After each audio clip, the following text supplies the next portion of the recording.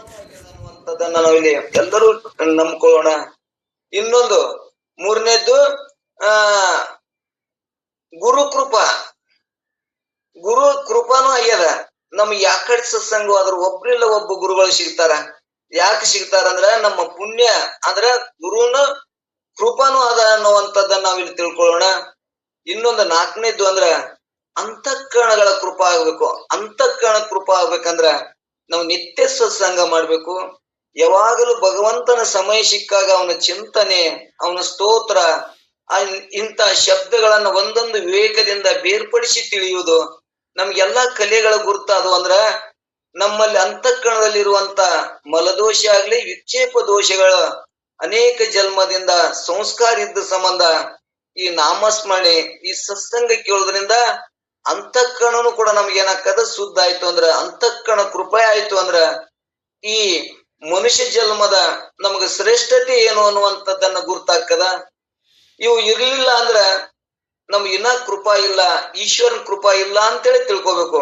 ಅದಕ್ಕೆ ಈಶ್ವರನ ಕೃಪಾ ಆದಂತ ನಮ್ಗೆಲ್ಲಾ ಮೂಲ ಸೌಕರ್ಯಗಳು, ಗ್ರಂಥ ಆಗ್ಲಿ, ಹೇಳೋರಾಗ್ಲಿ, ನಮಗ ಮೊಬೈಲ್ ಆಗ್ಲಿ, ಮೊಬೈಲ್ಗೆ ದುಡ್ಡು ಹಾಕುವಂತ ಅನುಕೂಲ ಯಾರು ಮಾಡಿಕೊಟ್ಟಾರ ಅಂದ್ರ ಈಶ್ವರನೇ ಅಂತ ತಿಳ್ಕೊಬೇಕು. ಈಶ್ವರ ಕೃಪಾ ಇದ್ರ ನಮ್ಗೆ ಹೊರಗಿನ ಎಲ್ಲಾ ಸಾಮಗ್ರಿಗಳು ನಮ್ಗೆ ಸಿಕ್ಕಾವು ಅನ್ನುವಂಥದ್ದನ್ನ ಇಲ್ಲಿ ತಿಳ್ಕೊಂಡು ನಾವು ಈಶ್ವರ ಕೃಪಾವನ್ನ ಮುಗಿಸಿ ಇನ್ನ ಜೀವ ಸಂಬೋಧನ ಸ್ಥಳ, ಜೀವನನ್ನ ಕುರಿತು ನಾವು ಈಗ ಜೀವ ಅಂದ್ರೆ ಏನು ಅನ್ನುವಂಥದ್ದನ್ನ ವಿವೇಕದಿಂದ ಬೇರ್ಪಡಿಸಿ ತಿಳ್ಕೊಳಕತ್ತೇವೆ. ಇದು ಎಲ್ಲರಿಗೆ ಸಾಧ್ಯ ಅದನಪ್ಪ ಅಂದ್ರ ಅಂತಃಕರಣ ಶುದ್ಧ ಉಳ್ಳವರಿಗೆ ಮಾತ್ರ ಜೀವನ. ಇಲ್ಲಿ ಅಂತಃಕರಣ ಶುದ್ಧನ ಸಂಬಂಧ ಇಲ್ಲಿ ಏನ್ ಮಾಡಕತ್ತಿ, ಜೀವ ಅಂದ್ರೆ ಏನು ಅನ್ನುವಂಥದ್ದನ್ನ ನಾವು ತಿಳ್ಕೊಳಕತ್ತೀವಿ. ನಿನ್ನೆ ದಿವಸ ಜೀವನ ಲಕ್ಷಣಗಳನ್ನು ಕೇಳ್ಕೊಂಡ್ ಬಂದೇವಿ ಮತ್ತು ಈಶ್ವರನ ಲಕ್ಷಣ ಕೇಳೇವಿ. ಮತ್ತ ಇನ್ನೊಂದು ಇದು ಏನಪ್ಪಾ ಅಂದ್ರ ಈ ಕೃಪಾ ಎಲ್ಲರಿಗೆ ಸಿಗ್ತದನೋಪ್ಪ ಅಂದ್ರ ಯಾವ್ಯಾವ ಮನುಷ್ಯತ್ವ, ಮುಮುಕ್ಷತ್ವ, ಮಹಾಪುರುಷ ಅನ್ನುವಂಥದ್ದನ್ನ ಎಲ್ಲರಿಗೆ ಸಿಗ್ತದನಂದ್ರ ನಾವೆಲ್ಲರೂ ಪುಣ್ಯವನ್ನ ಪಡ್ಕೊಂಡು ಬಂದೇವಿ. ಅಂತಃಕರಣ ಶುದ್ಧ ಆದವರಿಗೆ ಇವು ಮೂರೂ ಕೂಡ ಸಿಕ್ಕವು ಅನ್ನುವಂಥದ್ದನ್ನ ನಾವು ಕಂಡ್ಕೊಂಡು ಬಂದೇವಿ. ಇಲ್ಲಿ ಏನ್ ಹೇಳ್ಕೊತ ಬಂದಾರ, ಹಿಂದೆ ನಾವು ಶಂಕರರ ಒಂದು ಮಾತುಗಳನ್ನ ಕೇಳ್ಕೊಂಡು ಬಂದೇವಿ. ಅದು ಮುಂದೆ ಬರ್ತದ, ವಿಚಾರ ಮಾಡೋಣ. ದುರ್ಲಭಂ ತ್ರಯಮೇವ ದೇವಾನುಗ್ರಹ ಹೇತುಕಂ. ದುರ್ಲಭ, ಎಲ್ಲರಿಗೂ ಸಾಧ್ಯ ಇಲ್ಲ.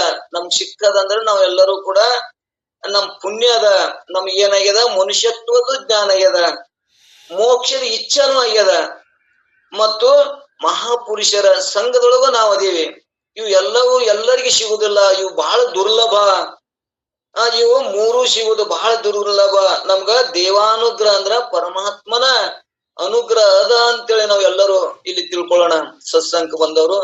ಅಂತ ದೇವಾನುಗ್ರಹ ನಮ್ಗೆ ಇದ್ದ ಸಂಬಂಧ ನಮ್ಮ ಅಂತಃಕರಣದೊಳಗಿರುವಂತ ಏನ ದೋಷ ಇದಾವಲ್ಲ, ಹಿಂಗ ನಾವು ದಿನ ಶಾಸ್ತ್ರ ಕೇಳೋದ್ರಿಂದ ನಮ್ಮಲ್ಲಿ ಸಂಶಯ, ಇವೇ ಪಾಪ ಇದ್ದ ಈ ಸಂಶಯಗಳು ಯಾಕೆ ನಮ್ಮಲ್ಲಿ ಬರ್ತಾವು ಅಂದ್ರ ಅಜ್ಞಾನದಿಂದ ಮತ್ತು ಪಾಪದಿಂದ ಈ ಸಂಶಯಗಳ ಬಂದು ಶಾಸ್ತ್ರ ತಿಳ್ಕೊಳ್ಳಾರ ಮಾಡಿ ಹಿಂದಕ್ಕೆ ಕರ್ಕೊಂಡು ಹೋಗ್ಬಿಡ್ತದ. ಯಾಕ? ಇವು ದೋಷ ಇದ್ದಿರೋದ್ರಿಂದ. ಇವು ಮೂರು ನಮ್ಗೆ ಯಾಕೆ ದುರ್ಲಭ ಅಂದ್ರ ನಾವ್ ಯಾಕೆ ಶ್ರೇಷ್ಠ ಅಂತ ನಾವು ದಿನ ನಮ್ನ ಕೊಂಡಾಡ್ತೀವಿ. ಶಾಸ್ತ್ರ ಕೇಳೋರಿಗೆ ಎಂತ ಪುಣ್ಯವಂತರಪ್ಪ ನೀವು ಶಾಸ್ತ್ರ ಕೇಳ್ತೀರಿ, ಇದು ಎಲ್ಲರಿಗೆ ಸಾಧ್ಯನು ಅಂದ್ರ ಇದು ಬಹಳ ದುರ್ಲಭ ಅನ್ನುವಂಥದ್ದನ್ನ ಮನುಷ್ಯತ್ವ ಬರುದೇ. ಈಗ ಬಹಳ ಮಂದಿ ಮನುಷ್ಯರ ಜೊತೆ ವ್ಯವಹಾರ ಮಾಡ್ತಾರ, ಆದ್ರ ಅವರಲ್ಲಿ ಮನುಷ್ಯತ್ವ ಇರುವುದಿಲ್ಲ. ಮತ್ತ ಇನ್ನ ಎಲ್ಲರೂ ಶಾಸ್ತ್ರ ಕೇಳ್ತಾರ, ಎಲ್ಲರ ವಿಚಾರಗಳು ಒಳ್ಳೇದಾಗ್ಲಿ ಅಂತ ಐತಿ, ಆದ್ರ ಮೋಕ್ಷದ ಇಚ್ಛೆ ಇಲ್ಲ. ನಮ್ಗ್ ಸುಖ ಅಲ್ಲಿ ಅನುಕೂಲ ಅಲ್ಲಿ ಶಾಸ್ತ್ರ ಕೇಳೋದ್ರಿಂದ ಇಂಥ ಇಚ್ಛೆ ಅದಾವು, ಆದ್ರ ನಮ್ಮಲ್ಲಿ ಮೋಕ್ಷದ ಇಚ್ಛೆ ಅದಲ್ಲ, ಇದು ಬಹಳ ದುರ್ಲಭ. ಮೋಕ್ಷದ ಇಚ್ಛೆ ಎಲ್ಲರಿಗೂ ಬರುದಿಲ್ಲ. ರಗಡಿ ಎಲ್ಲಾ ಸಾಕಷ್ಟು ಮಂದಿ ಶಾಸ್ತ್ರ ಕೇಳ್ತಾರ, ಮತ್ತೆ ಎಲ್ಲಾ ಸತ್ಸಂಗ ಮಾಡ್ತಾರ, ಏನೇನೋ ಮಾಡ್ತಾರ. ಮಾಡಿದ್ರು ಕೂಡ ಪ್ರತಿಷ್ಠೆ, ಗೌರವ ಮತ್ತು ನಮ್ಗ ಅನುಕೂಲ ಅಲ್ಲಿ ಒಳ್ಳೇದಾಗಲಿ ಅನ್ನುವಂತ ಭಾವ ಇಟ್ಟುಕೊಂಡು ದಾನ ಧರ್ಮ ಸಂಸ್ಕಾರ ಮಾಡ್ತಾರ, ಸತ್ಸಂಗ ಮಾಡ್ತಾರ. ಆದರೆ ಮೋಕ್ಷವನ್ನು ಹೊಂದಬೇಕು ಅಂದ್ರೆ ಮೋಕ್ಷದ ಇಚ್ಛೆ ನಮಗ ಆಗ್ಯದಂದ್ರ ನಾವು ಇಂದಿಲ್ಲ ನಾಳೆಗೆ ಮೋಕ್ಷವನ್ನು ಹೊಂದೇ ತೀರ್ತೇವೆ, ಪಡೆದೇ ತೀರ್ತೇವೆ. ಮೋಕ್ಷ ಅಂದ್ರೆ ಸುಖ, ಹುಟ್ಟು ಸಾವುಗಳಿಂದ ಬಿಡುಗಡೆ, ದುಃಖ, ಈ ಇಂದ್ರಿಯಾದಿ ವ್ಯವಹಾರಗಳಿಂದ ನಿವೃತ್ತಿ. ಈ ನಿವೃತ್ತಿ ಹೊಂದಿದೇವಿ ಅಂದ್ರ ನಾವು ಮೊದಲೇ ಏನದೇವಿ, ಮುಕ್ತ ಸ್ವರೂಪನೇ ನಾವು ಅದೇವಿ. ಅದೇನು ಎಲ್ಲಿ ಬರುದಿಲ್ಲ, ಪಡಿದಿಲ್ಲ. ನಮಗ ಅಜ್ಞಾನದಿಂದ ಮರು ಆಗ್ಯದ. ಆ ಮರುವನ್ನ ಸರಿಸುವುದು. ಆ ಮರು ಅಂದ್ರೆ ಹೆಂಗಂದ್ರ ನೀರೊಳಗಿದ್ದು ನೀರನ್ನೇ ಏನು ಮುಚ್ಚಿ ಹಾಕ್ಯದ. ಅದು ಎಲ್ಲಿ ಅಜ್ಞಾನ ಮರು ಎಲ್ಲಿ ಅದಪ್ಪ ಅಂದ್ರ ಮಾಯೆ, ಅಜ್ಞಾನ, ಮರುವ, ಇವು ಅವಿದ್ಯ, ಇವು ಎಲ್ಲ ಏನಪ್ಪಾ ಅಂದ್ರ ಒಂದೇ. ಈ ನಮ್ಗ ಅವಿದ್ಯೆ ಎಲ್ಲೆಗ್ಯದ, ಅಜ್ಞಾನ ಎಲ್ಲೆಗ್ಯದ ಅಂದ್ರ ನನ್ನೊಳಗೆ ಇದ್ದು ಆತ್ಮನ ಆಶ್ರಯದೊಳಗಿದ್ದು ಆತ್ಮನನ್ನ ತಿಳಿಗೊಡ್ಲಾರ್ದಂಗ ಏನ್ ಮಾಡ್ಯದಲ್ಲ, ಮುಚ್ಚಿ ಹಾಕಿದಲ್ಲ, ಇದೇ ಅಜ್ಞಾನ. ಇದಕ್ಕೆ ಮಾಯೆ ಅಂತಾರ. ಇದನ್ನ ನಾವು ಈ ವಿವೇಕದಿಂದ ಬೇರ್ಪಡಿಸಿದೇವಂದ್ರ, ಈ ವಿವೇಕ ಅಂದ್ರ ಅಲ್ಲಿ ಹೆಂಗ ನೀರೊಳಗ ಹೆಂಗ ಕಪ್ಪಿ ಜೊಂಡು ಮುಚ್ಚಿ ಹಾಕ್ಯದ, ಆ ಕಪ್ಪಿ ಜೊಂಡಕ್ಕ ಸ್ವಂತ ಅಸ್ತಿತ್ವನೇ ಇಲ್ಲ. ಅದಕ್ಕೆ ನೀರ್ ಬಿಟ್ಟು ಎತ್ತಿ ಹಾಕಿಬಿಟ್ರ ಅದು ಬದುಕಂಗಿಲ್ಲ, ಸತ್ಯ ಹೋಗ್ತದ. ಹಂಗ ನಮ್ಮಲ್ಲಿ ವಿವೇಕವೆಂಬ ಜಾಗೃತ ಆಯ್ತು ಅಂದ್ರ, ವಿವೇಕದಿಂದ ಆತ್ಮನ ವ್ಯವಹಾರಗಳ ಅನಾತ್ಮರ ತಿಳಿಯಾಕತ್ತೀವ ಅಂದ್ರ, ಈ ಅನಾತ್ಮ ವಸ್ತುಗಳಿಗೆ ಆಶ್ರಯನೇ ಇಲ್ಲ. ಅವು ನಮ್ಮಲ್ಲಿ ತನ್ನಿಂತಾನೇ ಬಿಟ್ಟು ಹೋಗ್ಬಿಡ್ತಾವ. ಯಾಕ ನಾವು ವಿವೇಕದಿಂದ ತಿಳಿಲಾರಕ್ ನಮ್ಗೇನಾಗ್ಯಾವ, ಅವು ಸತ್ಯ ಆಗಿ ತೋರಾಕತ್ತಾವ. ಅದನ್ನೇ ಇಲ್ಲಿ ಏನ್ ಮಾಡ್ತಾರಂದ್ರ, ಜೀವ ಸಂಬೋಧನ ಸ್ಥಳದ ಜೀವನ ಲಕ್ಷಣಗಳನ್ನು ಮತ್ತು ಈ ಅನಾತ್ಮದ ಲಕ್ಷಣಗಳನ್ನ ತಿಳಿಸಿ, ಜೀವ ಮತ್ತು ಬ್ರಹ್ಮ ಇವ್ರು ಇಬ್ರು ಬೇರೆನೆ ಅಲ್ಲ. ಈ ಅಜ್ಞಾನ ಮತ್ತು ಅವಿದ್ಯಾ ಮತ್ತು ಮಾಯು ಬ್ಯಾರೇನೆ ಅಲ್ಲ, ಇವು ಒಂದೇ ಅದಾವು. ಇವು ಎರಡೂ ಕೂಡಿರುವುದರಿಂದ ಅಂದ್ರ ಅಜ್ಞಾನ ಹೆಂಗಾಗಿದಪ್ಪ ಅಂದ್ರ ಇದು ಅನಾದಿನೂ ಅದ. ಇದು ಹೆಂಗದಪ್ಪ ಅಂದ್ರ ಈ ಸಂಸಾರಕ್ಕೆ ಏನಾಗ್ಯದ, ಇದು ಅಜ್ಞಾನ ಸಂಸಾರಕ್ಕ ಉಪದಾನ ಕಾರಣ ಆಗ್ಯದ.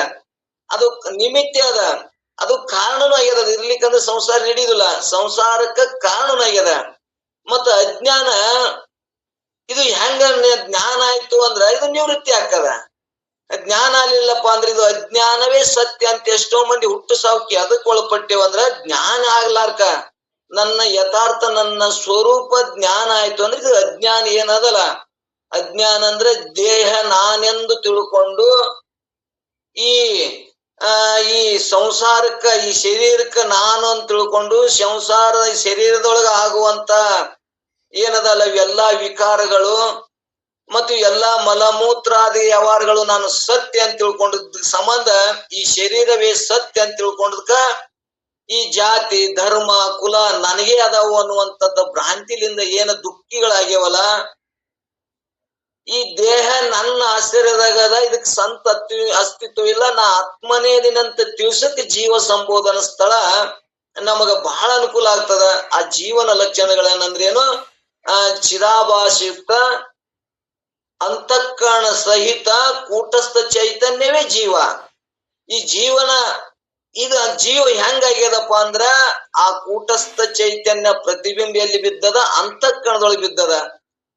ಅಂತಃಕರಣದೊಳಗ ನಮ್ದು ಏನದ, ಇವು ಮಲದೋಷ, ವಿಕ್ಷೇಪ ದೋಷ, ಆವರಣ ದೋಷ, ಹಿಂದಿನ ಕರ್ಮಾನುಗುಣವಾಗಿ ನಮ್ಮಲ್ಲಿ ಅಂತಃಕರಣದೊಳಗೆ ಏನಾಗ್ಯಾವು ಆ ದೋಷಗಳದಾವು. ಪಾಪದ ಆತ್ಮನ ಜೊತೆ ಬಂದಂತ ಒಂದು ಪಾಪದ ನಾವು ರೋಗ ಬಡತನ ಇವೆಲ್ಲ ಆತ್ಮನ ಜೊತೆನೆ ಬಂದಾವು.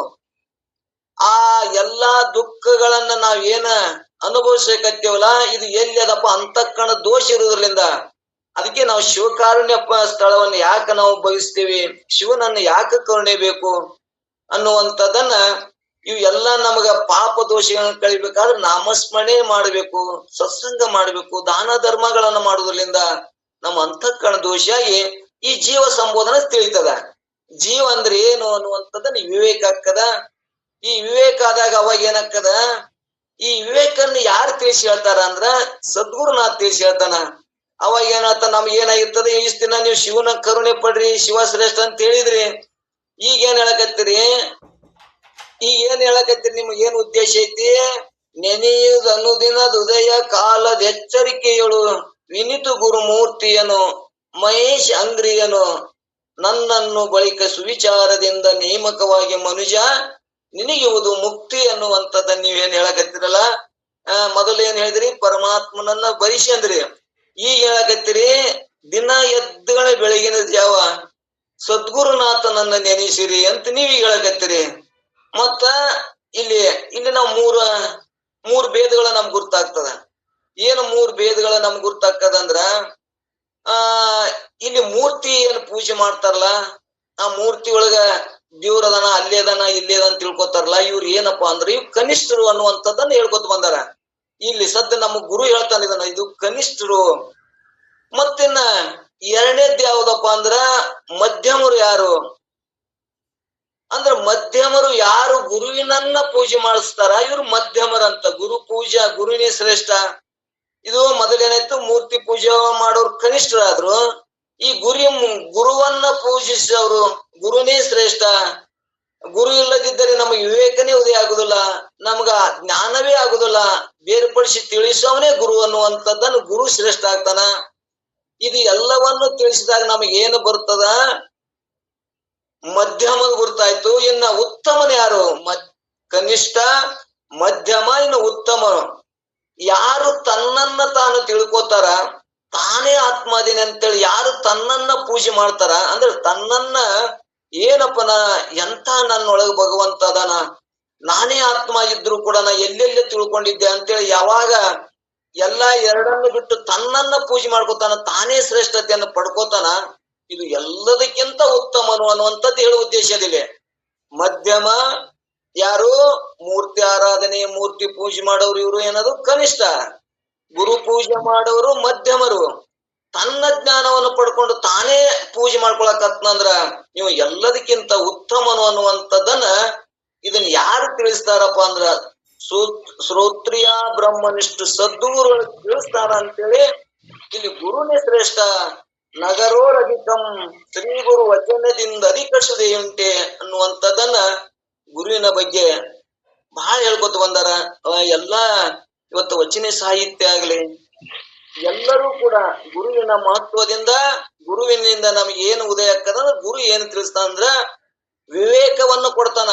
ವಿವೇಕವನ್ನು ಕೊಟ್ಟು ಸತ್ಯ ಯಾವುದು ಅಸತ್ಯ ಯಾವುದು, ಆತ್ಮನ ವ್ಯವಹಾರಗಳೇನು ಅನಾತ್ಮದ ವ್ಯವಹಾರಗಳೇನು, ಜೀವ ಅಂದ್ರೇನು, ಚಿದಾಭಾಸ ಅಂದ್ರೇನು, ಕೂಟಸ್ಥ ಅಂದ್ರೇನು, ಅಂತಃಕರಣಗಳ ಅಂದ್ರೇನು, ಇವು ಎಲ್ಲವನ್ನ ಬೇರ್ಪಡಿಸಿ ಅದನ್ನ ತಿಳಿಸ್ಕೊಡವ್ ಯಾರಪ್ಪ ಅಂದ್ರ ಶ್ರೋತ್ರಿಯ ಬ್ರಹ್ಮನಿಷ್ಠ ಸದ್ಗುರು ಅನ್ನುವಂಥದ್ದನ್ನ ಅದಕ್ಕ ಗುರುವಿನ ಕೊಂಡಾಡ್ರಿ. ಗುರುವಿನನ್ನೇ ಶ್ರೇಷ್ಠ, ಗುರುವಿಗಿಂತ ಮತ್ತೊಂದು ಯಾವ ವಸ್ತು ಶ್ರೇಷ್ಠ ಅಲ್ಲ ಅನ್ನುವಂಥದ್ದನ್ನ ಇವತ್ತು ಒಂದೇ ನುಡಿಯೊಳಗೆ ಹೇಳ್ಕೋತ ಹೋಗ್ತಾರ. ಸ್ವಲ್ಪ ದಯವಿಟ್ಟು ಸ್ವಲ್ಪ ಮೀಟ್ ಮಾಡ್ರಿ.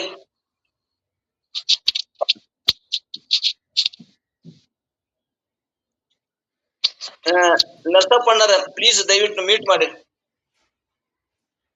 ಧನ್ಯವಾದಗಳು. ಓಂ ನಮಃ ಶಿವರಿ. ಇಲ್ಲಿ ಏನ್ ಹೇಳ್ಕೋತ ಹೋಗ್ತಾರ ಅಂದ್ರ ಅಲ್ಲಿ ಗ್ರಂಥದಾಗ ರಾಮಾರೂಢರು ಬಹಳ ಅದ್ಭುತ ಬರ್ದಾರ. ಆ ಗ್ರಂಥದೊಳಗಿನ ಉದಾಹರಣೆ ಇಷ್ಟೇ ಸಾಕು, ಹೊರಗಿನ ಉದಾಹರಣೆ ಕೊಡ್ಲಾರ್ದಷ್ಟು ಅಷ್ಟು ಶ್ರೇಷ್ಠವಾದಂತ ಗ್ರಂಥನ್ನ ಯಾರು ಅಂದ್ರ ರಾಮಾರೂಢರು ಬರ್ಕೊಂಡ್ ಬಂದಾರ ಅನ್ನುವಂಥದ್ದನ್ನ ನಾವ್ ಕೇಳ್ಕೊಂಡ್ ನೋಡ್ಕೋತ ಹೋಗಮ್ರಿ. ಇಲ್ಲಿ ಏನ್ ಹೇಳಿದ್ರಪ್ಪ ಅಂದ್ರೆ ಇದು ಸೂತ್ರ ಇಲ್ಲಿ ಸ್ತೋತ್ರ ಮಾಡಿಸಿಕೊಳ್ಳಲಿಕ್ಕೆ ಯೋಗ್ಯನಾದಂತ ಶ್ರೋತ್ರಿಯ ಬ್ರಹ್ಮನಿಷ್ಠ ಸದ್ಗುರು ಮೂರ್ತಿಯನ್ನು ಪ್ರತಿದಿನ ನಾವು ಬೆಳಗಿನ ಜಾವದಾಗ ಎದ್ದು ನೆನೆಯಬೇಕು. ನೆನೆಯುವುದರಿಂದ ನಮಗೆ ಏನು ಫಲ ಆಗ್ತದ ಅಂದ್ರ ಗುರು ಮೂರ್ತಿಯನ್ನು ಪ್ರತಿನಿತ್ಯ ಯಾಕೆ ನೆನೆಯಬೇಕು ಅಂತೇಳಿ ಹಿಂಗ ನಾವು ಪ್ರಶ್ನೆ ಮಾಡ್ಕೊಂಡಿದ್ದೇವಂದ್ರ ಇಲ್ಲಿ ಯಾಕಪ್ಪ ಅಂದ್ರ ಗುರುವಿನ ಯಾಕೆ ನೆನೆಯಬೇಕು ಅಂದ್ರ ಗುರು ಬಹಳ ಉಪಕಾರಿಯಾಗ್ಯಾನ.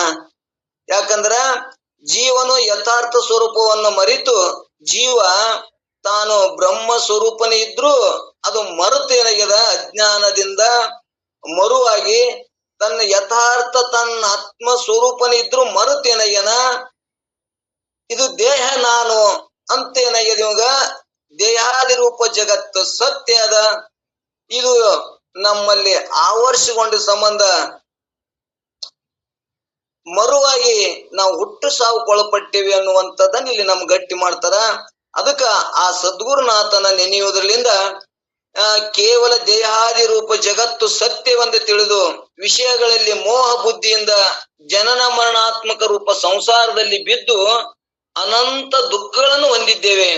ಈ ಪ್ರಕಾರ ದುಃಖ ಹೊಂದಲಿಕ್ಕೆ ಜೀವನನ್ನ ಕಂಡು ಗುರು ಏನ್ ಮಾಡ್ತಾನ, ಈ ದುಃಖವನ್ನ ಹೋಗಲಾಡ್ಸಕ್ ಗುರು ಏನ್ ಮಾಡ್ತಾನ, ಗುರು ದುಃಖಕ್ಕೆ ಹೇತು ಆದ್ರಿಂದ ಅದನ್ನ ಕಳೆಯುವುದಕ್ಕ ಇವ ಏನಾಗ್ಯಾನ ಹೇತು ಆದ್ರಿಂದ ಅಜ್ಞಾನ ರೂಪ ಕತ್ತಲೆಯನ್ನು ಕಳೆದು ದುಃಖ ರೂಪವಾಗಿದ್ದ ಈ ಸಂಸಾರದಿಂದ ಮುಕ್ತನಾಗಿ ಮಾಡಿ ಪರಮಾನಂದನುಂಟು ಮಾಡುತ್ತಾನೆ.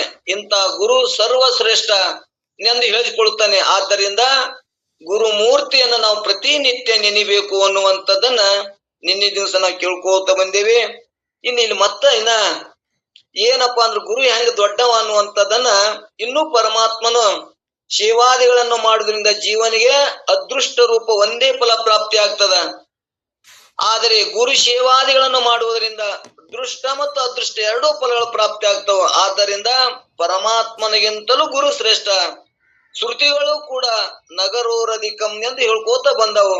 ಇಲ್ಲಿ ವ್ಯಾಕರಣನು ಕೂಡ ಗುರು ಅಂದ್ರೆ ದ್ವಾಡದು, ಲಘು ಅಂದ್ರೆ ಸಾಣದು, ಇಂಥ ವ್ಯಾಕರಣದೊಳಗೂ ಹೇಳ್ಕೋತ ಬಂದಾರ. ಗುರುವೇ ನಿಮ್ಮಯ ಕರುಣದಿರುವ ನರಿತು ನಾನು ನಿತ್ಯ ಸುಖಿಯಾದೆ ಅಂತ ನಿಜಗುಣರು ಕೂಡ ಗುರುವೇ ನಿಮ್ಮಯ ಕರುಣದಿರುವ ನರಿತು ಅಂದ್ರೆ ಗುರು ನನ್ನನ್ನ ಏನ್ ಮಾಡಿದಪ್ಪ ಅಂದ್ರ ನನ್ನ ದುಃಖವನ್ನು ಹೋಗಿಲಾಡಿಸಿದಾಗ ಆ ಗುರು ಹೇಳಿದ ಮಾರ್ಗದೊಳಗೆ ನಡೆದಾಗ ನಮಗೇನಾಯ್ತು, ನಾನು ನಿತ್ಯ ಸುಖಿಯಾದೆ ಅನ್ನುವಂಥದ್ದನ್ನು ಇಲ್ಲಿ ಹೇಳ್ಕೊತ ಬಂದಾರ ಗುರುವಿನ ಮಹತ್ವ.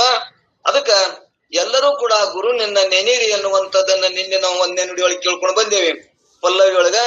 ಮತ್ತೆ ಗುರುಮೂರ್ತಿಯನ್ನು ಯಾವಾಗ ನೆನೆಯಬೇಕು ಅನ್ನುವಂಥದ್ದನ್ನ ಇಲ್ಲಿ ಮತ್ತೆ ಶಂಕ ಮಾಡಿದಾಗ ಗುರುಮೂರ್ತಿಯನ್ನು ಪ್ರತಿ ದಿವಸ ಬೆಳಗಿನ ಜಾವ ಎಲ್ಲರೂ ನೆನೆಯಬೇಕು ಅನ್ನುವಂಥದ್ದನ್ನ ಇಲ್ಲಿ ಹೇಳ್ಕೊತ ಬಂದಾರ.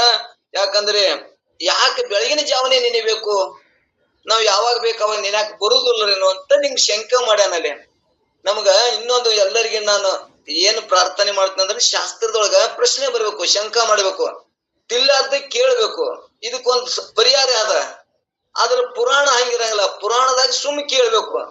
ನೀವ್ ಏನ್ರ ಅಲ್ಲಿ ಕೇಳಾಕ ಹೋದ್ರಿ ಅಂದ್ರ ಏನ್ರ ನೀವ್ ಅಲ್ಲಿ ಏನಾಕಲ್ಲ ಪುರಾಣ ನಿಂತು ಹೋಗ್ಬಿಡ್ತದ.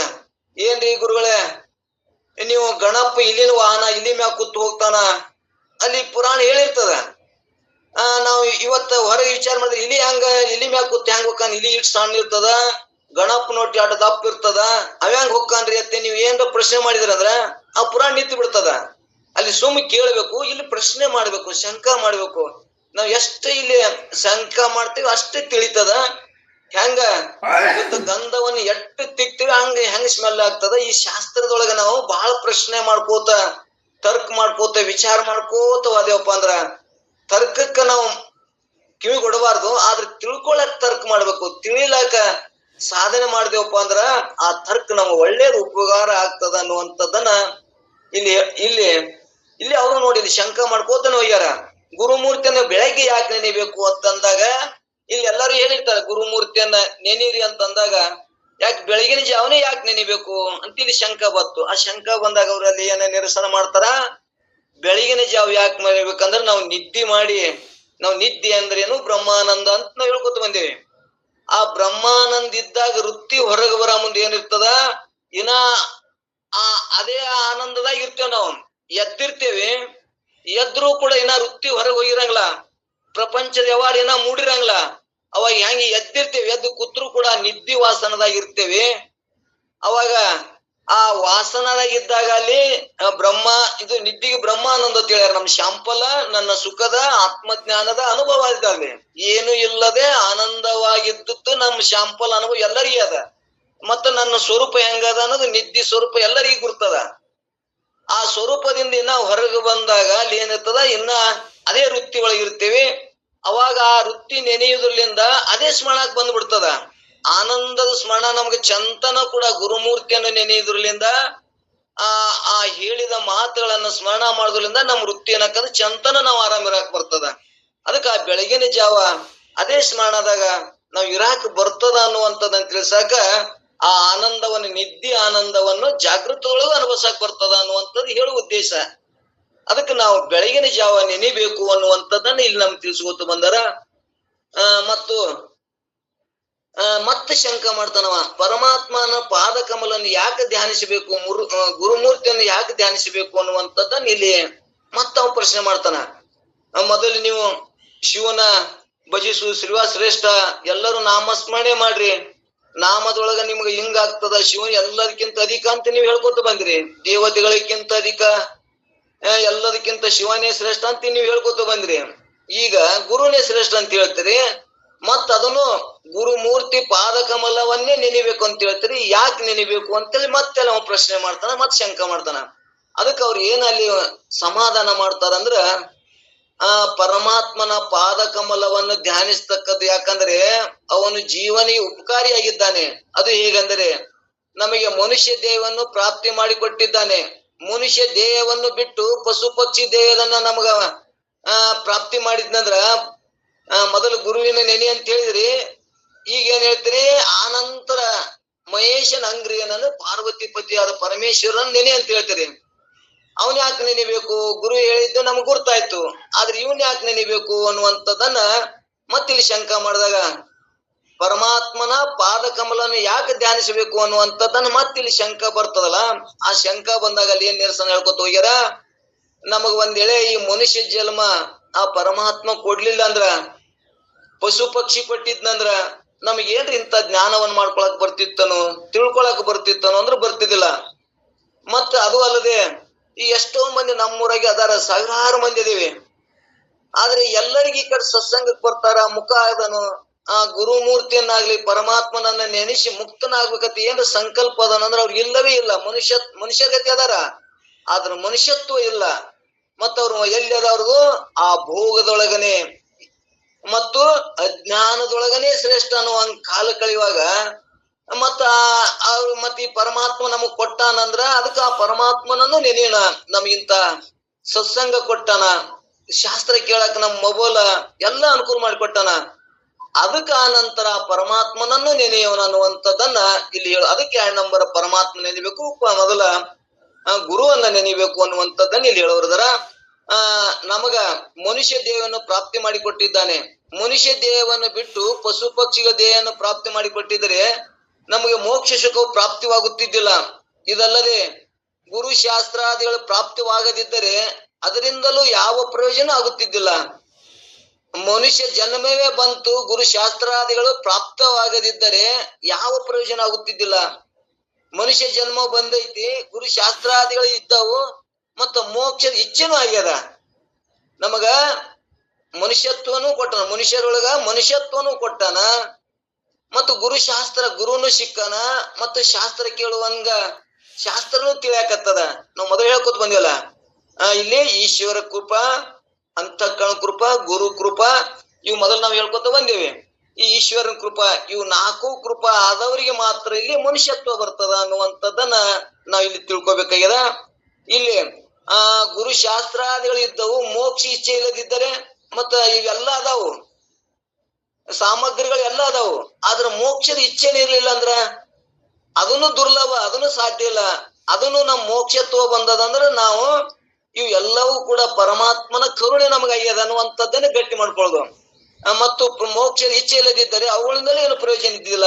ಆದ್ದರಿಂದ ನಮಗೆ ಮನುಷ್ಯ ದೇಹನು ಬಂದದ, ಮತ್ತು ಗುರುಶಾಸ್ತ್ರಗಳು ತಿಳಿಯಾಕತ್ತವು, ಮತ್ತು ಮೋಕ್ಷದ ಇಚ್ಛೆನೂ ಆಗ್ಯದ. ಈ ಇಚ್ಛೆ ಆಗ್ಯದ ಅಂದ್ರ ಇವು ಬಹಳ ಎಲ್ಲರಿಗೂ ಸಾಧ್ಯ ಇಲ್ಲ, ಇವು ಬಹಳ ಕಠಿಣ. ಇವು ನಾವು ಒಂದೇ ಒಂದ್ರ ನಾವು ಶ್ರೇಷ್ಠರು ಅನ್ನುವಂಥದ್ದನ್ನ ಶಂಕರರು ಇಲ್ಲಿ ಶಂಕರಾಚಾರ್ಯರು ಕೂಡ ಇಲ್ಲಿ ಹೇಳ್ಕೊತ ಬಂದಾರ. ದುರ್ಲಭಂ ತ್ರಯೋ ದುರ್ಲಭ ತ್ರಯ ವೇದ್ಯ ಅನುಗ್ರಹ ಹೇತುಕಂ ದೈವಾನುಗ್ರಹ ಹೇತುಕಂ ಮನುಷ್ಯತ್ವಂ ಮುಮುಕ್ಷತ್ವಂ ಮಹಾಪುರುಷಂ ಸಂಶಯ ಅನ್ನುವಂಥದ್ದನ್ನ ಶಂಕರರೊಳಗ ಇಲ್ಲಿ ಒಂದು ಹೇಳ್ಕೊತ ಬಂದಾರ. ಅಂದರೆ ಪರಮಾತ್ಮನ ಕೃಪೆ ಯಾವ ಕೃಪೆ ಯಾವಗಳಿಗೆ ಕಾರಣವಾಗಿರ್ತದೋ ಅಂತ ಮನುಷ್ಯತ್ವ, ಮುಮುಕ್ಷತ್ವ, ಮಹಾಪುರುಷರ ಸಂಘ ಈ 3 ದುರ್ಲಭವಾಗಿರ್ತವೆ. ಇಂಥ ದುರ್ಲಭವಾದ ಮನುಷ್ಯತ್ವ, ಮುಮುಕ್ಷತ್ವ, ಮಹಾಪುರುಷರ ಸಂಘವು ನಮಗ ದಯಪಾಲಿಸಿದ್ದಾನೆ. ಆದ್ದರಿಂದ ಪರಮಾತ್ಮನ ಪಾದ ಕಮಲಗಳನ್ನ ನಾವು ದಯಪಾಲಿಸಬೇಕು. ನಮ್ಗಿಷ್ಟೆಲ್ಲಾ ಕರುಣೆ ಕೊಟ್ಟಾನಪ್ಪ ಅಂದ್ರ, ಕರುಣಿಶಾನ ಅಂದ್ರ ಅದಕ್ಕೆ ನಾವು ಪರಮಾತ್ಮನನ್ನ ಭಜಿಸ್ಬೇಕು, ನೆನೆಸಬೇಕು, ಚಿಂತನೆ ಮಾಡ್ಬೇಕು, ಪೂಜೆ ಮಾಡ್ಬೇಕು ಅನ್ನುವಂಥದ್ದನ್ನ ಇಲ್ಲಿ ನಾವು ತಿಳ್ಕೊಬೇಕಾಗ್ಯದ. ಆಮೇಲೆ ತನ್ನ ವಿಚಾರ ಮಾಡಿ ತಾನು ಯಾರು ಎಂಬುದನ್ನು ತಿಳಿಯತಕ್ಕದ್ದು ಅಂದರೇನೆ ಮನುಷ್ಯ ಜನ್ಮದ ಸಾರ್ಥಕತೆ. ಇದಕ್ಕೆ ನಿಜಗೊಂಡ್ರು ಕೂಡ ಮನುಷ್ಯ ಕುಲದ ಜನನ ಲಾಭವಾವುದು ಅಂತೇಳಿ ಪ್ರಶ್ನೆ ಮಾಡ್ಯಾರ. ಈಗ ಈ ಮನುಷ್ಯ ಜನ್ಮ ತಗೊಂಡು ಬಂದೇವಿ, ಇದ್ರಲಿಂದ ಏನ್ ಲಾಭ ಅದ, ಇದ್ರಲಿಂದ ಏನು ಫಲ ಅದ ಅನ್ನುವಂಥದ್ದನ್ನ ಕೇಳಿದಾಗ ಬಹಳ ಮಂದಿ ಬಹಳ ಲೌಕಿಕದೊಳಗ ಬಹಳ ಮಂದಿ ಏನಾಗ್ತದ, ಉಣುದೇ ಒಂದ್ ಫಲ, ಭೋಗ ಮಾಡುದೇ ಒಂದ್ ಫಲ, ಏನೇನಾರ ಪ್ರಶ್ನೆ ಮಾಡ್ತಾರ ಅಂತ ತಿಳ್ಕೊಂಡು ಈ ಮನುಷ್ಯ ಜನ್ಮದ ಸಫಲತೆ ಯಾವುದು, ಮನುಷ್ಯ ಜನ್ಮದ ಇದ್ರಲಿಂದ ಲಾಭ ಏನು ಅನ್ನುವಂಥದ್ದನ್ನ ಕೇಳಿದಾಗ ಇಲ್ಲಿ ಅವರೇ ಏನ್ ಹೇಳಿದ್ರು, ಕುಲ ಜನನದ ಲಾಭವಾವುದು ಆನಾರೆಂದು ತಿಳಿಯುವುದು. ನಾನಾರದಿನಿ, ನಾನಂದರೆ ಯಾರು? ಈ ಜಗತ್ತೇ ತೋರ್ತಲ್ಲ, ಜಗತ್ತೆ ಅಂದ್ರೆ ಏನು? ಬ್ರಹ್ಮ ಪರಮಾತ್ಮ ಜಗತ್ತೆ ಅಂತಾರ. ಆ ಬ್ರಹ್ಮ ಅಂದ್ರೆ ಏನು? ಇದನ್ನು ತಿಳ್ಕೊಳ್ಬೇಕಾದ್ರೆ ಏನ್ ಬೇಕಿಲ್ಲಿ? ಮೂರು ಬೇಕು, ಮನುಷ್ಯತ್ವನೂ ಬೇಕು ಅನ್ನುವಂಥದ್ದನ್ನ, ಅಂದ್ರೆ ಈ ಮನುಷ್ಯ ಜನ್ಮದ ಪ್ರಯೋಜನ ಆಗ್ತದ ಆನಾರೆಂದು ತಿಳಿಯುವುದು ಎಂದು ನಿಜಗುಂಡ್ರು ಕೂಡ ಹೇಳ್ಕೊಂಡ್ ಬಂದಾರ ಅನ್ನುವಂಥದ್ದನ್ನ ಇಲ್ಲಿ ಹೇಳ್ಕೊತ ಹೊಂಟಾರ. ಮತ್ತು ಗುರು ಧ್ಯಾನ, ಪರಮಾತ್ಮನ ಧ್ಯಾನ ಮತ್ತು ತನ್ನ ವಿಚಾರ ಮಾಡದಿದ್ದರೆ ಮನುಷ್ಯನಿಗೆ ಮೋಕ್ಷವು ಸಹಜವಾಗಿ ಗುರು ಧ್ಯಾನ ಮಾಡಕತ್ತ, ಪರಮಾತ್ಮನ ಧ್ಯಾನ ಮಾಡಕತ್ತ, ಮತ್ ತಾನಾರು ಅಂತ ವಿಚಾರ ಮಾಡಕತ್ನಂದ್ರ ಇವು ಮನುಷ್ಯನಿಗೆ ಏನಾಗ್ಯದ, ಮೋಕ್ಷದ ಸಹಜವಾಗಿ ಇಚ್ಛೆ ಆಗ್ಯದ, ಸಹಜವಾಗಿ ಇದು ಪ್ರಾಪ್ತ ಆಗ್ತದ.